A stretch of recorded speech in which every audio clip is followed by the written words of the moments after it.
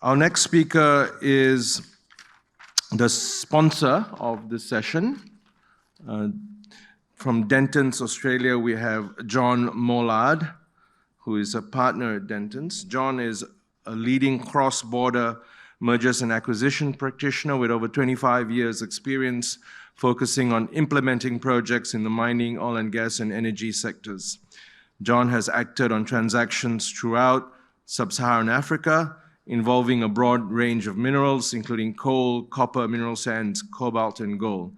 He acts for Australian and international companies on their Africa-focused strategies, assisting with deal structuring, M&A, joint venture, and regulatory matters. He has been recognized in the 2023 Best Lawyers as a leading lawyer for corporate law, mining law, natural resources law, oil and gas law, and is recognized for his work in natural resources, in the transactional and regulatory aspects of it, in the legal 500. He's on the board of the Australia-Africa Chamber of Commerce and a mentor under the Blue Nile program.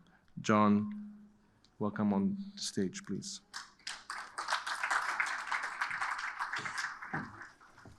Thank you, Brendan. I don't have a project to talk about in Africa.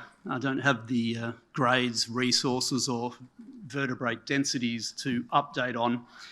But what I want to advance today is a discussion on critical minerals policy in Africa and Africa's seat at the table, because the policy is being developed very, very rapidly, especially in the West. The appetite for critical minerals. The appetite for critical minerals is redefining the global policy and our relationship with Africa, especially from the West. Traditionally, the critical minerals market was determined by explorers, miners, the EV manufacturers, and of course, China.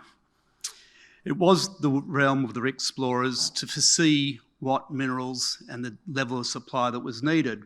You heard from Owen Hegarty earlier, you've heard from a number of the explorers that they are at the coalface of exploration, of determining future supply. As a lawyer, perhaps I don't always understand what the future needs of the economy will be, but it seems like the EV revolution was foreseen a while ago by a number of our participants here today and other miners. I was acting for Syra Resources about 8 years ago, and they were trying to promote this great graphite project in Mozambique, the Balama Graphite Project. We acquired it.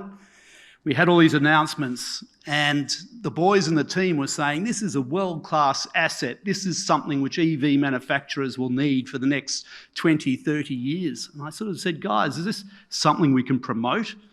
In the current market, it still hadn't. This was only 8 years ago. It still hadn't been realised fully what we would need and this level of supply. Of course, I was wrong. Tom, Tolga and the team were right, and Balama has ended up being and is still considered one of the best large flake graphite resources and highly sought after by the market. What we've seen in the last 12 months is these Western governments coming to the party. They have seen the security of supply of what they deem critical minerals as slipping away. And they're fighting a bit of a back fight to try and shore up supply and create policy of where there was a vacuum. If I look at the foreign government policy and what the Western policy is coming, I think this is going to help define African policy going forward, or at least help Africa attract more money and investment in the future. So, a definition of critical minerals. Everyone in this room will know the definition. Critical minerals defined as minerals, perhaps more broadly, that are essential for the modern technology and national security of many nations, of different nations. And these are the ones where security of supply is potentially at risk. It's not only the critical minerals for the clean energy transition to decarbonise, it's minerals critical for a broad range of industries, for aerospace, defence, telecommunications, and of course renewable energy. We've seen debate broadly across the world about what critical minerals should be defined at, and I've got a great list of what they are. And America, because they've got such broader industry interest to protect, their list of critical minerals is the longest. They've got 50. And then Japan has come out with their 32 critical minerals, the ones they want to protect and the one they want to create policy around. EU's got 30, Canada 31. Australia has just added pure alumina and silica, and we've now got 26 on our critical minerals list. But what we've seen a lot today is a focus on the clean energy transition, and I think that is where a lot of the focus is, and that is easier for the public to understand, and it's probably easier to get in the newspaper about the critical minerals needed for the clean energy transition. And we will see that the different African jurisdictions will be attractive to different investment based on their mineral wealth. So in terms of the clean energy transition and what critical minerals are essential for that, well, the International Energy Association has also highlighted the imminent peril of supply. And I like the Cobre's introductory video where saying we don't have enough copper, and he had the lights going out across a city. So what the IEA has put together is the scare list. This is what they're worried about to secure global energy supplies. They're saying that every nation has to pay attention to these types of issues in relation to critical minerals. And this is obviously what is in the foremost of everyone's minds when going into new jurisdictions to explore, and for the new policy initiatives by African governments. So how this affects Africa? Well, the development of Africa's policy framework, I believe, is probably a bit slower. It hasn't quite reacted to what is happening in the West. And how African states develop their policy will obviously take into account a lot of the local influences affecting the local state and stakeholders, but it will be more and more dependent on the multilateral, bilateral investment treaties and how China and Western governments are now framing their policies and investment flows and ties. Different African jurisdictions will approach this differently, but all of them need to be aware of the current policy developments overseas. So with this in mind, I thought it'd be quite useful for the members of some of the African delegations in the audience to have a quick look at what we're doing. So Australia, we've gone leaps and bounds in the last couple of years. We actually do have a critical mineral strategy released by the government, updated in March this year. It really hones down on what we see as a nation is necessary, not only to protect our supply of critical minerals and to make them available to our major trading parties, but also to develop our own technology. And for the first time in a long time, Australia is talking about value add in country to make sure we get more of the supply chain value as it goes through. The updated strategy aims to make Australia a global critical minerals powerhouse by 2030. Now, I've heard a lot of countries saying this, so we'll be one of a long list of global critical mineral powerhouse countries, but it's all about sovereign capability and achieving stable supply. These couple of financial items you can see on the screen are what the government is offering up for investments and research in critical mineral supply chains, and this doesn't affect a previously announced $2 billion critical minerals facility, which is already being partly drawn down to provide loans for investments in critical minerals. Canada, very much like Australia, there are some global themes going around and being developed by each of the Western governments. Canada has progressed a very similar path of releasing its own critical minerals list and saying what is important for its own sovereign security and supply chain. What is more evident in Canada And look, if you read their papers, the Canadian critical mineral strategy is just like the Australian one, it's very similar. But if you do look to see what Canada is doing, they've entered into a raft of bilateral treaties and arrangements with the US, with Japan, with EU to help those markets source critical minerals. Australia hasn't even got near to doing that yet. And we still haven't opened up free trade agreements with Africa yet. So Australia needs to step up, we feel, a little bit. Canada seems to be ahead of the game and really paying attention to what the IEA's last bullet point was. It's talking about international collaboration in this space. The US, I've been doing mining, and as you know, we've been involved here for a long time in Africa and going to mining in Dar, but do we ever see the Americans? Not really. But 6 months ago, or 10 months ago, for the first time, America is concerned about the supply chain of critical minerals. So we've seen Anthony Blinken, the Secretary of State, come out at ECOWAS at the end of last year and say security of critical minerals and dealing with Africa to ensure supply is a priority of America. The February this year, just before the Canadian and Australian critical minerals strategy updates, the Biden-Harris White House came out with their own critical minerals strategy.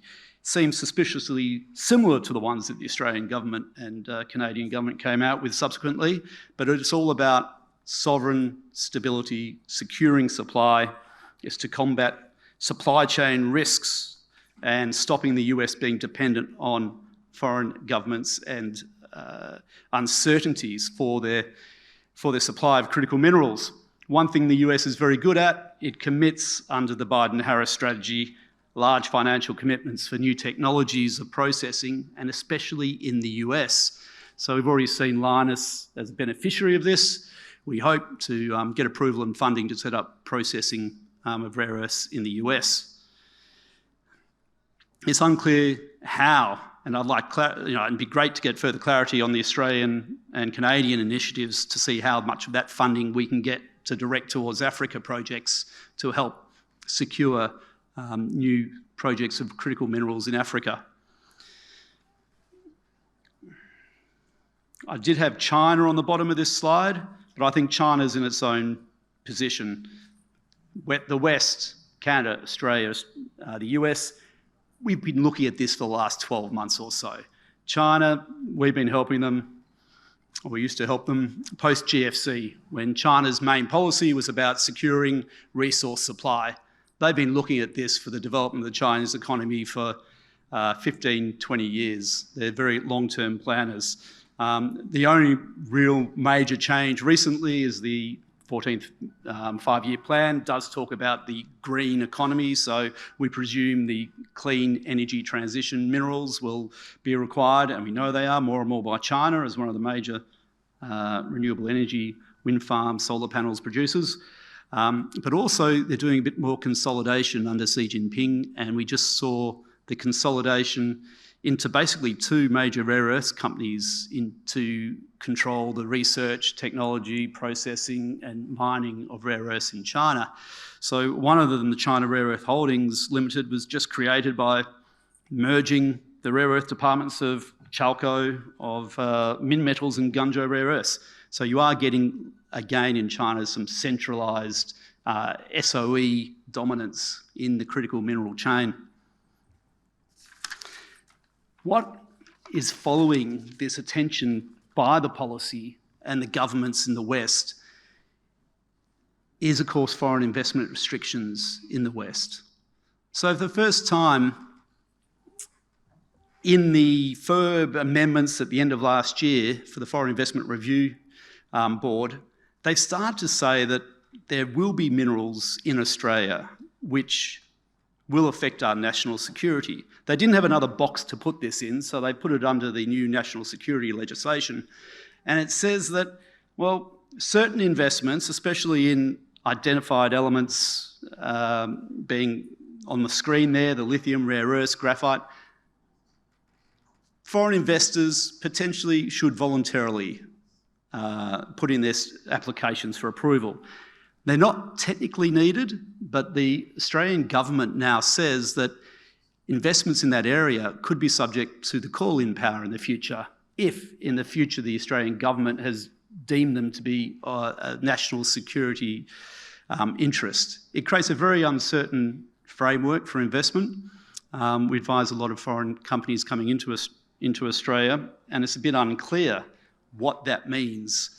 You can always voluntarily submit, and a lower fee applies for voluntary applications to FIRB, but it does take time, and if it's not technically needed, it's only voluntarily, then why would you do it? And there's some governments which obviously would prefer not to if they don't have to. In Canada, they have been following a very similar investment theme, and there's just as grey areas now. If you wanted to invest in critical minerals in Canada, you would be subject to potential security or national security reviews now or in the future.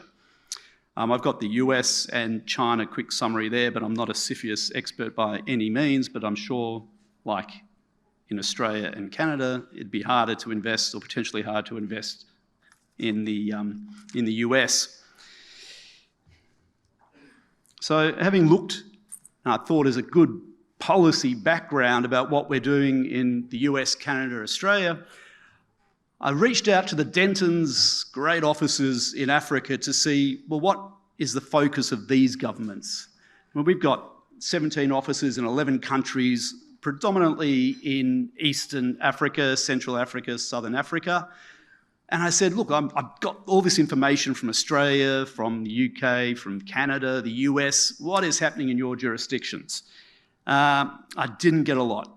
I think there is a lot of movement in the local, in each state's mining acts, and new policies are being considered, and in many jurisdictions there are many bills before the relevant parliaments. But it does appear, and I'd love to be corrected, there's not direct focus at the moment on certain critical minerals and the list of special treatment and special investment regimes.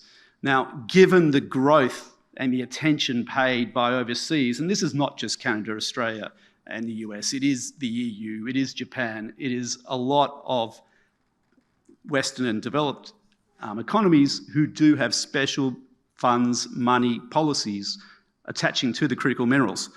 So I asked all my African officers, I didn't get a lot. I went through, and obviously none of them yet have a definition of critical minerals officially, but a lot of the minerals will be caught by their definitions of base, rare, or security-related minerals. There are certain foreign investment restrictions which would affect mining in critical minerals, but they affect generally all minerals equally. Notably, you have that in Kenya, a bit in Tanzania, a bit in Namibia, and potentially in Uganda once the new bill passes. But otherwise, from the look of it, no real requirements in most jurisdictions to value, add and process critical minerals in country. There was no special tax regime or dividend regime for critical minerals, and there was no additional local investor or government participation. So, I mean, thankfully, it was great to reach out to my colleagues in Africa, but unfortunately it did mean I didn't have a lot to talk about on the development of critical minerals policy in Africa itself. But I am sure that working with the overseas development and policy, we will see African states start to look at their own policies and how they can benefit from what is on offer from other nations and their attention to critical minerals. One last thing which, when looking at investment in critical minerals, we were working with a client recently in one of the states in Western Africa, and while thankfully no states in Africa are subject to the UN sanctions, Australian companies and investors should be aware of the ECOWAS sanctions. We were in a country which was subject to financial and economic sanctions, doing an investment, and obviously borders were shut and the ease of getting equipment, goods, supplies in and out was interrupted, but all those sanctions generally, especially in Mali and Burkina Faso, have now been lifted. So that was my quick, Brendan's looking at his watch, I'm not sure. That was my quick look through the policy developments, and it is all brand new, and it's all in the newspapers, the press, every day. Dentons, thankfully, is dedicated to Africa. I recently joined Dentons. It's sort of a new, shiny name on the block, but in Africa, we are developing quickly. So you'll see from the map, it's unbelievable. I haven't come across another law firm like this. We are working and merging with local law firms across Africa to create a truly Pan-African network, which the whole world can benefit from and get uniform advice going in-house. So luckily I met with all of my colleagues from these offices recently. We had a good meeting. We talked about the growth and cooperation, collaboration in mining regimes, getting more information out there to the West, especially about changes and growth in the regimes. And I learned that we're going to open up in about another 8 or 9 jurisdictions across Africa, especially more to the West in the near future. So if you want any of the team, they're all on the slides, and in your orange backpack, you'll find all the photographs of Dentons Africa. Thank you very much.